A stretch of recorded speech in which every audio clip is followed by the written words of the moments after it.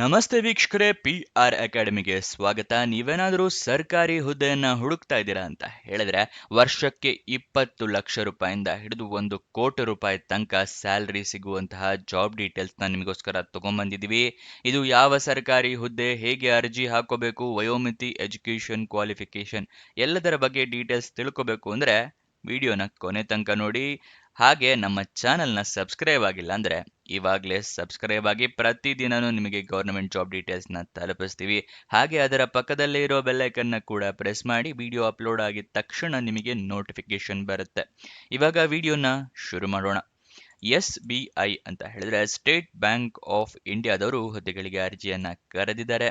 ಯಾವ್ಯಾವ ಹುದ್ದೆ ಅಂತ ನೋಡೋದಾದ್ರೆ ಇನ್ವೆಸ್ಟ್ಮೆಂಟ್ ಸ್ಪೆಷಲಿಸ್ಟ್ ಅಂಡ್ ಆಫೀಸರ್ಸ್ ಹುದ್ದೆ ಇದಾಗಿರುತ್ತೆ. ಇನ್ನು ಕೆಲವು ಹುದ್ದೆಗಳಿರುತ್ತೆ, ಯಾವ್ಯಾವುದು ಅಂತ ಹೇಳಿ ತಿಳಿಸ್ಕೊಡ್ತೀನಿ. ಟೋಟಲ್ 103 ಹುದ್ದೆ ಖಾಲಿ ಇದೆ. ಉದ್ಯೋಗ ಸ್ಥಳ ಅಖಿಲ ಭಾರತದಲ್ಲಿ ಈ ಹುದ್ದೆಗಳು ಖಾಲಿ ಇರುತ್ತೆ. ಸ್ಯಾಲರಿ 20,60,000 ರೂಪಾಯಿಂದ ಹಿಡಿದು 1,35,00,000 ರೂಪಾಯಿ ತನಕ ವರ್ಷಕ್ಕೆ ಸ್ಯಾಲರಿ ಸಿಗುವಂತಹ ಜಾಬ್ ಡೀಟೇಲ್ಸ್ಗಳು ಇದಾಗಿದೆ. ಯಾವ್ಯಾವ ಹುದ್ದೆ ಅಂತ ಹೇಳಿ ತಿಳಿಸ್ಕೊಡ್ತಾ ಇದ್ದೀನಿ. ಮೊದಲನೇದಾಗಿ ಹೆಡ್ ಹುದ್ದೆ ಒಂದು ಖಾಲಿ ಇದೆ. SBI ಹೆಡ್ ಗೊತ್ತಾಯ್ತಲ್ವಾ. ನೆಕ್ಸ್ಟ್ SBI ಝೋನಲ್ ಹೆಡ್ ಹುದ್ದೆ 4 ಖಾಲಿ ಇದೆ. ರೀಜನಲ್ ಹೆಡ್ ಹುದ್ದೆ 7 ಖಾಲಿ ಇದೆ. ರಿಲೇಶನ್ಶಿಪ್ ಮ್ಯಾನೇಜರ್ ಹುದ್ದೆ 19, ಇನ್ವೆಸ್ಟ್ಮೆಂಟ್ ಸ್ಪೆಷಲಿಸ್ಟ್ ಹುದ್ದೆ 22, ಇನ್ವೆಸ್ಟ್ಮೆಂಟ್ ಆಫೀಸರ್ ಹುದ್ದೆ 46, ಪ್ರಾಜೆಕ್ಟ್ ಡೆವಲಪ್ಮೆಂಟ್ ಮ್ಯಾನೇಜರ್ ಬಿಸ್ನೆಸ್ ಹುದ್ದೆ 2, ಸೆಂಟ್ರಲ್ ರಿಸರ್ಚ್ ಟೀಮ್ ಹುದ್ದೆ 2 ಖಾಲಿ ಇದೆ. ಟೋಟಲ್ 103 ಹುದ್ದೆ. ನೆಕ್ಸ್ಟ್ ಇದರ ಅರ್ಜಿ ಶುಲ್ಕ ಅಂದರೆ ಅಪ್ಲಿಕೇಶನ್ ಫೀಸ್ ವಿವರ ತಿಳ್ಕೊಳ್ಳೋದಾದ್ರೆ SC/ST ಕ್ಯಾಂಡಿಡೇಟ್ಸ್ಗಳಿಗೆ ಮತ್ತೆ PWBD ಅಂದರೆ person with bench mark disability ಅಂತ ಹೇಳಿ ಅಂದರೆ ಅಂಗವಿಕಲ ಕ್ಯಾಂಡಿಡೇಟ್ಸ್ಗಳಿಗೆ ಅರ್ಜಿ ಶುಲ್ಕವನ್ನು ಇಟ್ಟಿರೋದಿಲ್ಲ. ಉಚಿತವಾಗಿ ಅರ್ಜಿಯನ್ನು ಹಾಕಬಹುದು, ಆದರೆ ನಿಮ್ಮ ಹತ್ರ ಪ್ರಮಾಣ ಪತ್ರ ಇರಬೇಕು. SC/ST ಕ್ಯಾಂಡಿಡೇಟ್ ಆಗಿದ್ರೆ ನಿಮ್ಮ ಹತ್ರ ಜಾತಿ ಪ್ರಮಾಣ ಪತ್ರ ಇರಬೇಕಾಗುತ್ತೆ. PWD ಕ್ಯಾಂಡಿಡೇಟ್ ಆಗಿದ್ರೆ ಡಿಸೇಬಿಲಿಟಿ ಸರ್ಟಿಫಿಕೇಟ್ ಇರಬೇಕಾಗುತ್ತೆ, ಅಂದರೆ ಅಂಗವಿಕಲತೆಯನ್ನು ಪ್ರೂವ್ ಮಾಡುವಂತಹ ಪ್ರಮಾಣ ಪತ್ರ ಇರಬೇಕಾಗುತ್ತೆ. ಜನರಲ್ ಕ್ಯಾಟಗರಿ, OBC ಕ್ಯಾಟಗರಿ ಅಥವಾ EWS ಅಂದರೆ ಎಕನಾಮಿಕ್ ವೀಕ್ ಸೆಕ್ಷನ್ ಕ್ಯಾಟಗರಿ ಆಗಿದ್ದಿದ್ರೆ ಅಂಥವರಿಗೆ 750 ರೂಪಾಯಿಗಳ ಅರ್ಜಿ ಶುಲ್ಕವನ್ನು ಇಟ್ಟಿರ್ತಾರೆ. ಇದಕ್ಕೂ ಕೂಡ ನಿಮ್ಮ ಹತ್ರ ಪ್ರಮಾಣ ಪತ್ರ ಇರಬೇಕು. ಜನರಲ್ ಆಗಿದ್ರೆ ಏನು ತೊಂದರೆ ಇಲ್ಲ. ಇದರ ಆನ್ಲೈನ್ ಮೂಲಕ ಅರ್ಜಿ ಶುಲ್ಕವನ್ನು ನೀವು ಪೇ ಮಾಡಬೇಕಾಗುತ್ತೆ. ನೆಕ್ಸ್ಟು ಸೆಲೆಕ್ಷನ್ ಪ್ರೋಸೆಸ್ನ ವಿವರ ತಿಳ್ಕೊಳ್ಳೋದಾದ್ರೆ ನಿಮ್ಮ ಕ್ವಾಲಿಫಿಕೇಷನ್ನ ನೋಡ್ತಾರೆ, ಅದಾದ ನಂತರ ನಿಮ್ಮ ಎಕ್ಸ್ಪೀರಿಯನ್ಸನ್ನು ನೋಡ್ತಾರೆ, ಮತ್ತೆ ಇಂಟರ್ವ್ಯೂ ಮಾಡ್ತಾರೆ. ಇದಿಷ್ಟು ಸೆಲೆಕ್ಷನ್ ಪ್ರೋಸೆಸ್ನ ವಿವರ ಆಗಿದೆ. ಯಾವುದೇ ರೀತಿಯ ಲಿಖಿತ ಪರೀಕ್ಷೆ, return test, computer based test ಈ ಥರ ಯಾವುದೇ ಟೆಸ್ಟ್ಗಳು ಕೂಡ ಇರೋದಿಲ್ಲ. ಅದಕ್ಕೋಸ್ಕರ ಎಲ್ಲರೂ ಅರ್ಜಿಯನ್ನು ಹಾಕ್ಕೊಂಡು ಈ ಜಾಬ್ನ ನಿಮ್ದಾಗಿಸ್ಕೊಳ್ಳಿ. ನೆಕ್ಸ್ಟ್ ಇನ್ನೂ ಈ ವಿಡಿಯೋಗೆ ಲೈಕ್ ಮಾಡಿಲ್ಲ ಅಂದರೆ ದಯವಿಟ್ಟು ಇವಾಗಲೇ ಲೈಕ್ ಮಾಡಿ. ಮತ್ತೆ ಏನಾದರೂ ಒಂದು ಕಮೆಂಟ್ ಮಾಡಿ, ಒಂದು ಡಾಟ್, ಒಂದು ಎಮೋಜಿ, ಏನಾದರೂ ಒಂದು ಕಮೆಂಟ್ ಮಾಡಿ. ನೀವು ಕಮೆಂಟ್ ಮಾಡಿದಾಗ ವಿಡಿಯೋಗೆ ಸ್ವಲ್ಪ ರೀಚ್ ಸಿಗುತ್ತೆ. ಮತ್ತೆ ನಿಮಗೇನಾದರೂ ಗೊತ್ತಿಲ್ಲ ಅಥವಾ ಹೊಸ ವೀಕ್ಷಕರು ಅಂತ ಹೇಳಿದ್ರೆ ತಿಳಿಸ್ಕೊಡ್ತಾ ಇದ್ದೀನಿ. ವೆಬ್ಸೈಟ್ನ ಶುರು ಮಾಡಿದ್ದೀವಿ. ಯಾವ ವೆಬ್ಸೈಟ್ ಅಂತ ಕೇಳ್ತಾ ಇದ್ದೀರಾ?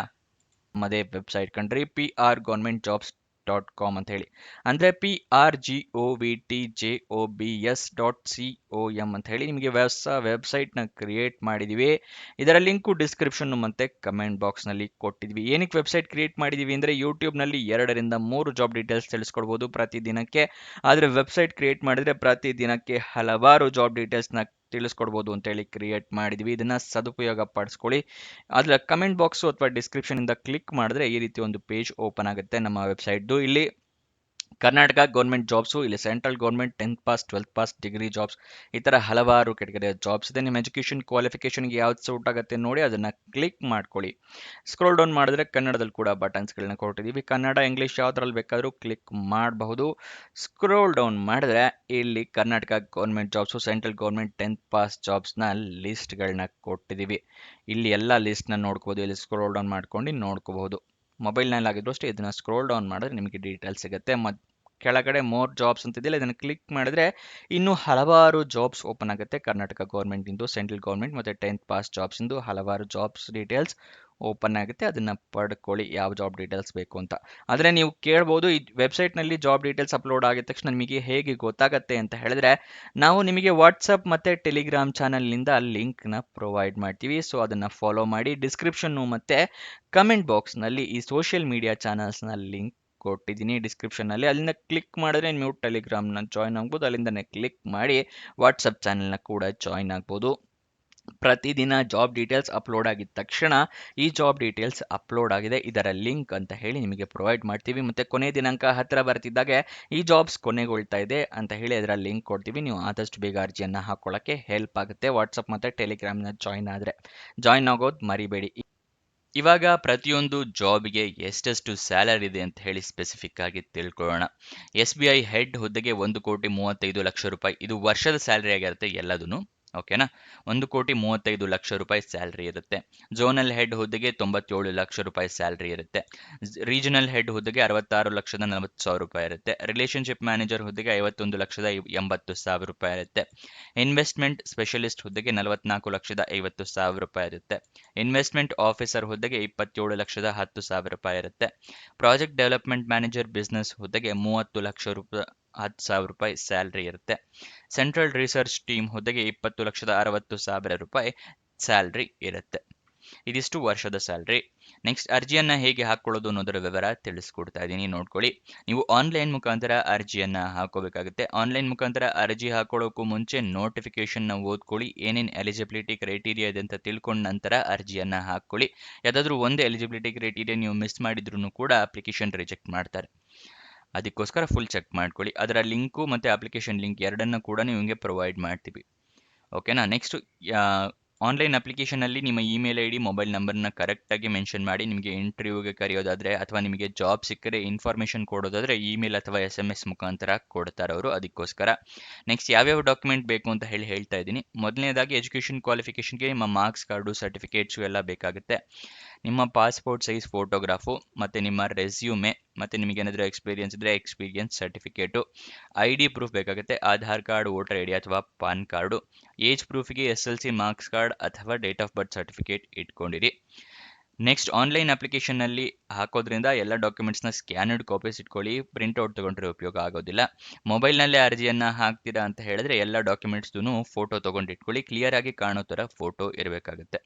ನೆಕ್ಸ್ಟ್ ನಿಮ್ಮ ಕೆಟಗರಿಯ ಪ್ರಕಾರ ಅಪ್ಲಿಕೇಶನ್ ಫೀಸ್ನ ನೀವು ಪೇ ಮಾಡ್ಕೊಳ್ಳಿ, ಗೊತ್ತಾಯ್ತಲ್ವಾ. ಅದಕ್ಕೂ ಪ್ರಮಾಣ ಪತ್ರ ರೆಡಿ ಇಟ್ಕೊಳ್ಳೋದು ಮರಿಬೇಡಿ. ಎಲ್ಲ ಅಪ್ಲಿಕೇಶನ್ ಕರೆಕ್ಟ್ ಇದೆಯಾ ಅಂತ ಚೆಕ್ ಮಾಡ್ಕೊಂಡು ಅಪ್ಲಿಕೇಶನ್ನ ಸಬ್ಮಿಟ್ ಮಾಡಿ. ಅಪ್ಲಿಕೇಶನ್ ಸಬ್ಮಿಟ್ ಆದಮೇಲೆ ತಿದ್ದುಪಡಿಗೆ ಅವಕಾಶ ಇರೋದಿಲ್ಲ. ಅಪ್ಲಿಕೇಶನ್ ನಂಬರ್ ಅಥವಾ ರೆಫರೆನ್ಸ್ ನಂಬರ್ ಏನಾದರೂ ಬಂದರೆ ಅಪ್ಲಿಕೇಶನ್ ಸಬ್ಮಿಟ್ ಆದಮೇಲೆ ಅದನ್ನು ಬರೆದಿಟ್ಕೊಳ್ಳಿ, ನಿಮ್ಮ ಫ್ಯೂಚರ್ ರೆಫರೆನ್ಸ್ಗೆ ಬೇಕಾಗುತ್ತೆ. ಅಪ್ಲಿಕೇಶನ್ ಓಪನ್ ಆಗಿದ್ದ ದಿನಾಂಕ 27 ಅಕ್ಟೋಬರಿಗೆ ಓಪನ್ ಆಗಿದೆ. ಕೊನೆಯ ದಿನಾಂಕ 17 ನವೆಂಬರ್ 2025 ತನಕ ಕಾಲಾವಕಾಶ ಇದೆ. ಅಷ್ಟರ ಒಳಗಡೆ ನೀವು ಅರ್ಜಿಯನ್ನು ಹಾಕಿ ಫೀಸ್ನ ಪೇ ಮಾಡಬೇಕಾಗುತ್ತೆ.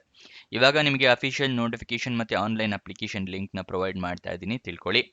ನಿಮಗೆ ಡಿಸ್ಕ್ರಿಪ್ಷನ್ ಮತ್ತು ಕಮೆಂಟ್ ಬಾಕ್ಸ್ನಲ್ಲಿ ಎರಡನೇ ಲಿಂಕನ್ನು ಕ್ಲಿಕ್ ಮಾಡಿದ್ರೆ SBI ಜಾಬ್ ಡೀಟೇಲ್ಸ್ನ ಲಿಂಕ್ ಸಿಗುತ್ತೆ. ಎರಡನೇ ಲಿಂಕ್ನ ಕ್ಲಿಕ್ ಮಾಡಿ, ಜಾಬ್ ಡೀಟೇಲ್ಸ್ ಫುಲ್ ಓಪನ್ ಆಗುತ್ತೆ. ಸ್ಕ್ರೋಲ್ ಡೌನ್ ಮಾಡಿ ಫುಲ್ ಕೆಳಗಡೆ ಬಂದರೆ ಅಫಿಷಿಯಲ್ ನೋಟಿಫಿಕೇಶನ್ ಅಂತ ಇದೆಯಲ್ಲ, ಅದರ ಪಕ್ಕದಲ್ಲೇ ಕ್ಲಿಕ್ ಹಿಯರ್ ಅನ್ನೋದನ್ನು ಕ್ಲಿಕ್ ಮಾಡಿ, ನಿಮಗೆ ನೋಟಿಫಿಕೇಶನ್ ಓಪನ್ ಆಗುತ್ತೆ. ಇಲ್ಲಿ ಸಂಪೂರ್ಣ ಮಾಹಿತಿಯನ್ನು ನೀವು ಓದ್ಕೋಬೋದು, ಯಾವ್ಯಾವ ಹುದ್ದೆ ಎಷ್ಟೆಷ್ಟು ಖಾಲಿ ಇದೆ, ಎಷ್ಟೆಷ್ಟು ಕ್ಯಾಟಗರಿ ಅವರಿಗೆ ಅಂತ ತಿಳ್ಕೊಬೋದು, ಮತ್ತು ಯಾವ್ಯಾವ ಹುದ್ದೆ ಎಲ್ಲೆಲ್ಲಿ ಪ್ಲೇಸ್ಗಳು ಅಂತ ಹೇಳಿ ತಿಳ್ಕೊಬೋದು, ಮತ್ತು ಯಾವ್ಯಾವ ಪ್ಲೇಸ್ ಸರ್ಕಲ್ನಲ್ಲಿ ಎಷ್ಟೆಷ್ಟು ಖಾಲಿ ಇದೆ ಅಂತ ಹೇಳಿ ಕೂಡ ನೀವು ತಿಳ್ಕೊಬೋದು. ಬೆಂಗಳೂರಿನಲ್ಲಿ ನೋಡಿ 4 ಹುದ್ದೆ ಖಾಲಿ ಇದೆ, ಬೇರೆ ಬೇರೆ ಹುದ್ದೆ ಎಷ್ಟೆಷ್ಟು ಖಾಲಿ ಇದೆ ಅಂತ ಹೇಳಿ ಕೂಡ ಮೆನ್ಷನ್ ಮಾಡಿರ್ತಾರೆ. ಅದೆಲ್ಲ ಡೀಟೇಲ್ಸ್ನ ತಿಳ್ಕೊಳ್ಳಿ. ಮತ್ತು ಏನೇನು ಎಲಿಜಿಬಿಲಿಟಿ ಕ್ರೈಟೀರಿಯಾ ಇದೆ ಎಲ್ಲದನ್ನು ಕೊಟ್ಟಿರ್ತಾರೆ, ಅದನ್ನು ಸಂಪೂರ್ಣ ಓದ್ಕೊಳ್ಳಿ.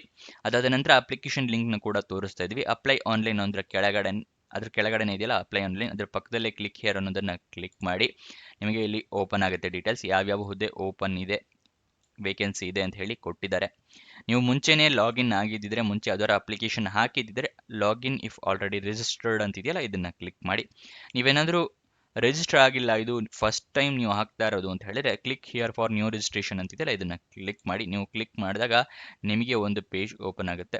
ಅಲ್ಲಿ ರಿಜಿಸ್ಟ್ರೇಷನ್ಗೆ ಒಂದು ಪೇಜ್ ಇರುತ್ತಲ್ಲ, ಅದು ಓಪನ್ ಆಗುತ್ತೆ, ತೋರಿಸ್ತೀನಿ. ಅಲ್ಲಿ ನಿಮಗೆ ಯಾವ್ಯಾವ ಡಾಕ್ಯುಮೆಂಟ್ ಬೇಕು ಅಂತ ಹೇಳಿ ರಿಜಿಸ್ಟ್ರೇಷನ್ಗೆ ತೋರಿಸುತ್ತೆ. ಅದಾದ ನಂತರ ನೀವು ನಿಮ್ಮ ಬೇಸಿಕ್ ಡೀಟೇಲ್ಸ್ನ ಇನ್ಪುಟ್ ಮಾಡಬೇಕಾಗುತ್ತೆ. ಇಲ್ಲಿ ನೋಡಿ, ಇಲ್ಲಿ ಯಾವ್ಯಾವ ಡಾಕ್ಯುಮೆಂಟ್ ಬೇಕು ಅಂತ ಹೇಳಿ ತೋರಿಸುತ್ತೆ. ಇದಿಷ್ಟನ್ನು ರೆಡಿ ಮಾಡಿ ಇಟ್ಕೊಳ್ಳಿ, ಓಕೆನಾ. ಆಮೇಲೆ ಕಂಟಿನ್ಯೂ ಕೊಡಿ. ಇಲ್ಲಿ ನಿಮ್ಮ ಡೀಟೇಲ್ಸ್ ಕೇಳುತ್ತೆ. ಇಲ್ಲಿ ಎಲ್ಲ ನಿಮ್ಮ ಡೀಟೇಲ್ಸ್ನ ಅಪ್ಲೋಡ್ ಆದಮೇಲೆ ರಿಜಿಸ್ಟರ್ ಕೊಟ್ಟರೆ ನಿಮ್ಮ ಅಂದರೆ ರಿಜಿಸ್ಟ್ರೇಷನ್ ಪ್ರೋಸೆಸ್ ಕಂಪ್ಲೀಟ್ ಆಗುತ್ತೆ. ಆಮೇಲೆ ನೀವು ಅಪ್ಲಿಕೇಶನ್ನ ಹಾಕ್ಕೋಬಹುದು, ಗೊತ್ತಾಯ್ತಲ್ವಾ. ನೆಕ್ಸ್ಟ್ ಅಫಿಷಿಯಲ್ ವೆಬ್ಸೈಟ್ ಅಡ್ರೆಸ್ ಬೇಕು ಅಂದರೆ SBI.co.in. ಈ ಅಫಿಷಿಯಲ್ ವೆಬ್ಸೈಟ್ಗೂ ಹೋಗಿ ನೀವು ಈ ಜಾಬ್ ಡೀಟೇಲ್ಸ್ನ ತಿಳ್ಕೊಬಹುದು. ಅಲ್ಲಿಂದ ಕೂಡ ನೀವು ಅಪ್ಲೈ ಮಾಡ್ಬೋದು, ನೋಟಿಫಿಕೇಶನ್ ಕೂಡ ಅಲ್ಲಿಂದನೇ ಡೌನ್ಲೋಡ್ ಮಾಡ್ಕೋಬಹುದು. ನೆಕ್ಸ್ಟ್ ಇದರ ವಯೋಮಿತಿಯ ಡೀಟೇಲ್ಸ್ ತಿಳಿಸ್ಕೊಡ್ತಾ ಇದ್ದೀನಿ. SBI ಹೆಡ್ ಹುದ್ದೆಗೆ 35 ವರ್ಷ ಮಿನಿಮಮ್, ಮ್ಯಾಕ್ಸಿಮಮ್ 50 ವರ್ಷ. ಝೋನಲ್ ಹೆಡ್, ರೀಜನಲ್ ಹೆಡ್ ಎರಡಿಗೂ ಕೂಡ ಅಷ್ಟೇ 35ರಿಂದ 50 ವರ್ಷ. ರಿಲೇಶನ್ಶಿಪ್ ಮ್ಯಾನೇಜರ್ ಮತ್ತು ಇನ್ವೆಸ್ಟ್ಮೆಂಟ್ ಸ್ಪೆಷಲಿಸ್ಟ್ ಹುದ್ದೆಗೆ 28ರಿಂದ 42 ವರ್ಷ. ಇನ್ವೆಸ್ಟ್ಮೆಂಟ್ ಆಫೀಸರ್ ಹುದ್ದೆಗೆ 28ರಿಂದ 40 ವರ್ಷ. ಪ್ರಾಜೆಕ್ಟ್ ಡೆವಲಪ್ಮೆಂಟ್ ಮ್ಯಾನೇಜರ್ ಬಿಸ್ನೆಸ್ ಹುದ್ದೆಗೆ 30ರಿಂದ 40 ವರ್ಷ. ಸೆಂಟ್ರಲ್ ರಿಸರ್ಚ್ ಟೀಮ್ ಹುದ್ದೆಗೆ 25ರಿಂದ 35 ವರ್ಷದವರು ಅರ್ಜಿಯನ್ನು ಹಾಕಬಹುದು. ವಯೋಮಿತಿಯ ಸಡಿಲಿಕೆಯನ್ನ ಕೊಟ್ಟಿರೋದಿಲ್ಲ. ನೆಕ್ಸ್ಟ್ ಇದಕ್ಕೆ ಎಜುಕೇಷನ್ ಕ್ವಾಲಿಫಿಕೇಶನ್ ತಿಳಿಸ್ಕೊಡ್ತಾ ಇದ್ದೀನಿ. SBI ಹೆಡ್ ಹುದ್ದೆಗೆ ಗ್ರಾಜ್ಯುಯೇಷನ್, ಪೋಸ್ಟ್ ಗ್ರಾಜ್ಯುಯೇಷನ್ ಆದವರು ಹಾಕೋಬಹುದು. Zonal head, regional head, relationship manager ಹುದ್ದೆಗೆ ಗ್ರಾಜ್ಯುಯೇಷನ್ ಆಗಿರಬೇಕಾಗುತ್ತೆ. ಇನ್ವೆಸ್ಟ್ಮೆಂಟ್ ಸ್ಪೆಷಲಿಸ್ಟ್ ಹುದ್ದೆಗೆ CA, CFA, ಪೋಸ್ಟ್ ಗ್ರಾಜ್ಯುಯೇಷನ್ ಆಗಿರಬೇಕಾಗುತ್ತೆ. ಇನ್ವೆಸ್ಟ್ಮೆಂಟ್ ಆಫೀಸರ್ ಹುದ್ದೆಗೂ ಕೂಡ ಅಷ್ಟೇ CA, CFA, ಪೋಸ್ಟ್ ಗ್ರಾಜ್ಯುಯೇಷನ್ ಆಗಿರಬೇಕಾಗುತ್ತೆ. ಪ್ರಾಜೆಕ್ಟ್ ಡೆವಲಪ್ಮೆಂಟ್ ಮ್ಯಾನೇಜರ್ ಬಿಸ್ನೆಸ್ ಹುದ್ದೆಗೆ MBA ಅಥವಾ PGDM ಆಗಿರಬೇಕು. ಸೆಂಟ್ರಲ್ ರಿಸರ್ಚ್ ಟೀಮ್ ಹುದ್ದೆಗೆ ಗ್ರಾಜ್ಯುಯೇಷನ್ ಆದವರು ಅರ್ಜಿಯನ್ನು ಹಾಕಬಹುದು. ಇದಿಷ್ಟು ಈ ಜಾಬ್ನ ವಿವರ. ಎಲ್ಲ ತಿಳ್ಕೊಂಡಿದ್ದೀರಾ ಅಂತ ಅನ್ಕೊಂತೀನಿ. ಏನೇ ಡೌಟ್ಸ್ ಅಥವಾ ಕ್ವಶನ್ಸ್ ಇದೆ ಅಂತ ಹೇಳಿದ್ರೆ ಕಮೆಂಟ್ ಬಾಕ್ಸ್ನಲ್ಲಿ ಕಮೆಂಟ್ ಮಾಡಿ, ನಾವು ಉತ್ತರ ಕೊಡೋದಕ್ಕೆ ಪ್ರಯತ್ನ ಮಾಡ್ತೀವಿ. ಇನ್ನೊಂದು ಜಾಬ್ ವಿಡಿಯೋ ಜೊತೆ ಸಿಗೋಣ. ಬಾಯ್ ಬಾಯ್.